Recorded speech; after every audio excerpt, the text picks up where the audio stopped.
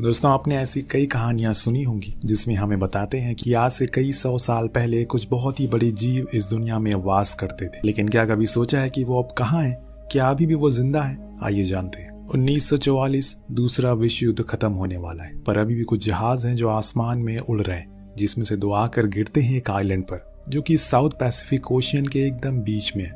दोनों ही पायलट एक दूसरे से हवा में लड़ाई कर रहे थे, लेकिन अब जमीन पर भी वो लड़ने लगते हैं कि तभी उन्हें कुछ ऐसा दिखाई देता है।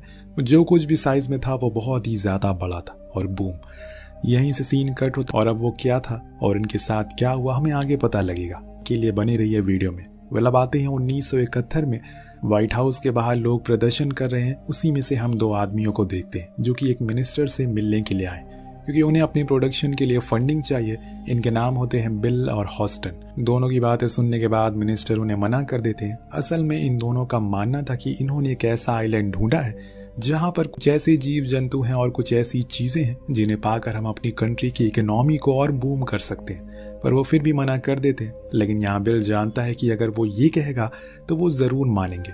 वो कह ही देता है कि सर, कल मैंने न्यूज में पढ़ा है कि रशियन आर्मी को भी इस आइलैंड के बारे में खबर लग चुकी है, और अगर हम जल्दी नहीं गए तो वो वहां पहुंच जाएंगे।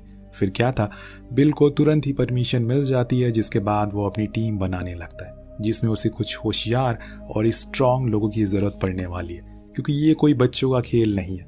इसीलिए वो आर्मी कमांडर पैकर्ड को बुलाता है, सब कुछ बताता है उन्हें, जो अपने कुछ सबसे हाईली ट्रेन सोल्जर की टीम को बनाते हैं। वहीं हॉस्टन जेम्स को कॉल करता है, जो कि एक गाइड का काम करेगा, और मेसन जो कि एक फोटोग्राफर है, वो उनके लिए एविडेंस बनाएगी। अब सभी को ब्रीफिंग के लिए बुलाया जाता है और समझाया जाता है कि वो लोग सब साथ में आगे बढ़ेंगे। हर एक छोटी से छोटी चीज को बहुत ही बारीकी से चेक करेंगे।